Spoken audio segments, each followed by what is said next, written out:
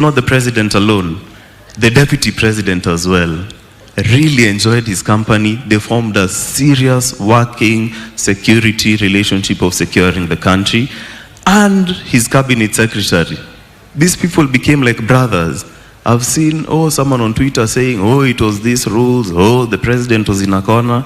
And I actually feel bad for the three of them because I know it went beyond the working relationship. And they are working to change this country very seriously. And it's a serious blow to the three of them. That one I'm saying, I talked to him personally. None of you know that information, but I know he had a very, very good working relationship with His Excellency. Na hata niliona Excellency jana umeshika macho kidogo, watu wakasema hii ni machozi ya crocodile, these are fake. In my heart, from what I know it was genuine. I know it was genuine.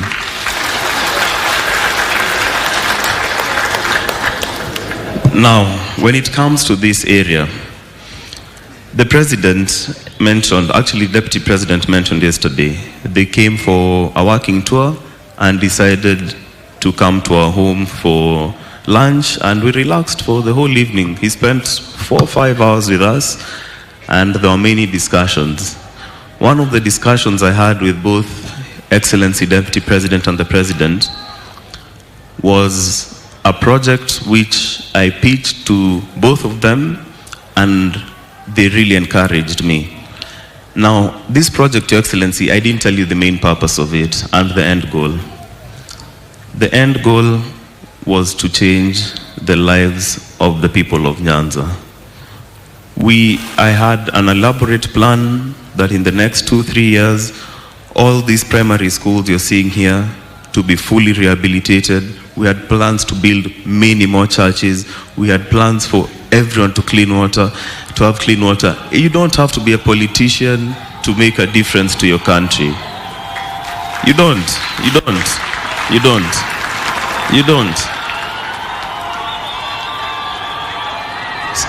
Sometimes the politicians make so much noise, but the results, we can't see them. And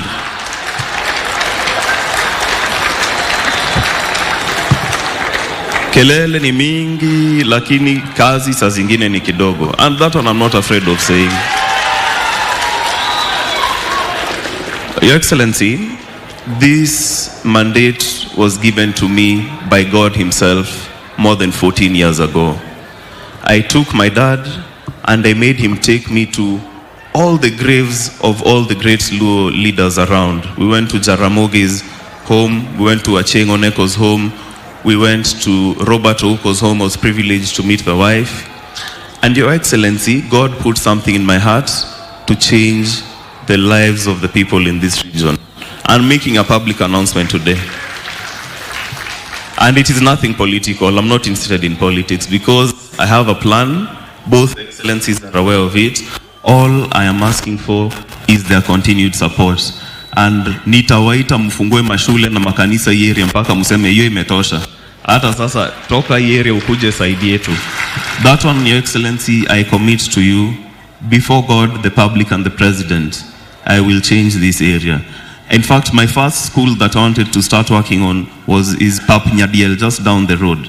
But my father, having been brought here, this will be my first place. And Your Excellency, so knowing your working relationship with him, let me just put this to rest. As a family and as a community, we thank you for putting your trust in General. You are not lucky to come by road. You came, I think, by helicopter. But on the road, people from all the counties on the way here, Kisumu, all the markets along the road, they're bidding farewell to the General. They didn't even know him, some of them, but they've lost a son of the land. And he was a great man. And the only way I can continue his legacy is by what I've said. Because even, I think it's Equatorial Guinea, where when a general dies, I would just walk to the coffin, take his ranks and medals, and I start giving orders to the generals there. Sasa wewe kamata ile pale. But because we live in a democracy, unfortunately, I may not be able to wear his ranks. So Your Excellency, once again, thank you very much. Na watu wache kusema hizo maneno zao ati he did this. These guys were friends in State House. Nyinyi hamjai kuenda huko. Mimi mzendo alikuwa ananiambia anapenda president sana. They are good friends. So hiyo maneno from today, unless you're quoting me, mwachane nayo. Na kwanza hiyo bloggers always posting those things. Let me just say, Your Excellency, when my mom called me and told me your dad has gone down in a helicopter crash, they are very useless bloggers. You're so quick to post pictures. I've been told by my mother my father has gone down.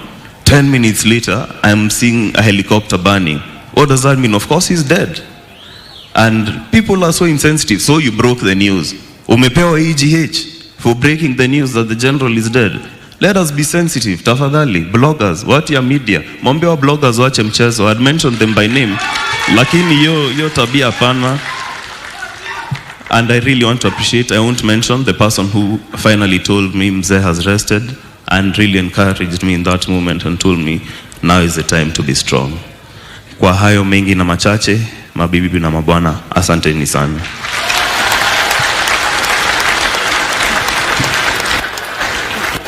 That was the Siaya tribute. Yesterday was a military one. On Friday during his memorial, we have very many stories about General, which would have everyone laughing for very many minutes. So hopefully you can join us then as well. Asanteni sana. Thank you very much, Joel. Your Excellency, the son of a general, speaks like a general. Let's give him one more round of applause as he takes his seat. And we now move from the family, and we want to have a church representative. And on behalf of the church, let me call Mr. Philip Opio, who is going to speak on behalf of the church. Mr. Philip Opio, kindly, if you may advance so that you may give the remarks on behalf of the church. After that, we'll move then to the military. Tumpigie makofi akija.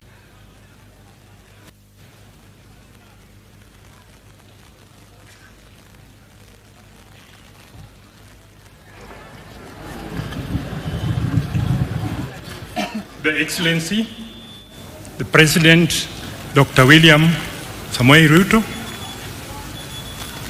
the mourners present, I want to greet you in the name of the Lord. I'm a member of the church, St. Thomas Church. We used to be in the church with the general, and he impressed us so much. On 31st,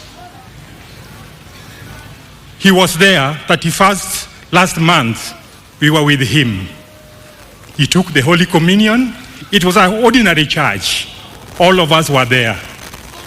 And my purpose to come here is to give his contribution to the church. But his contribution is anchored on the following.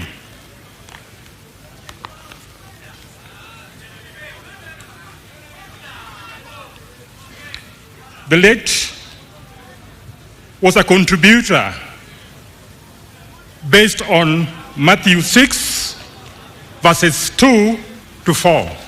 And I want to repeat. Matthew 6, verses 2 to 4.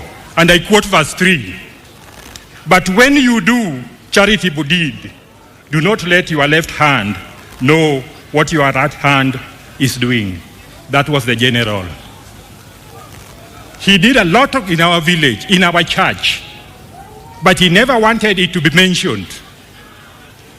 Now that I'm here, I will apologetically say the following that the general did. With apology, please. His contribution in the church started way back in 1980 when he was a youth. The general, Christmas and Easter envelope. In Anglican, we have envelopes. Always reach the church of St. Thomas.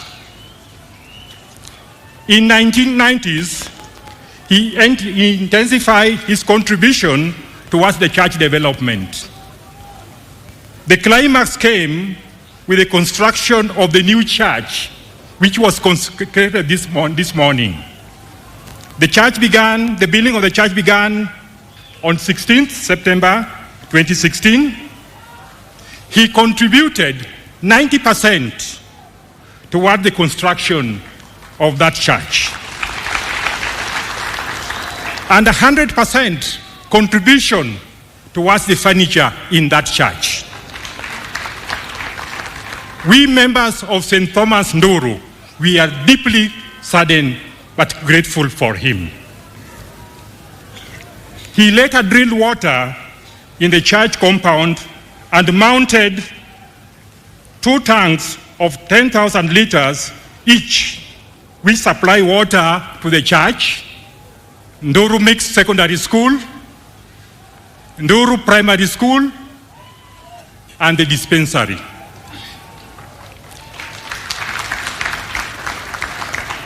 On Sunday, 31st March 2024, he was in the church and not only contributed generously, but also sent 100,000 that we also acknowledge that he contributed.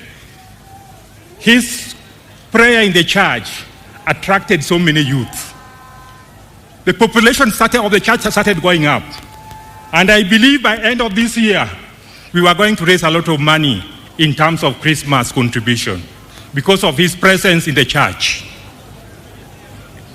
In the learning institution, the late renovated all the classrooms and offices of Nduru Primary School, where the family learned. He supplied over 100 desks on his own. He bought playing balls, uniforms for schools team, and supplied goalposts for netball, volleyball, and football. To the community, he provided financial support for the disadvantaged families and supported widows and orphans. All in all,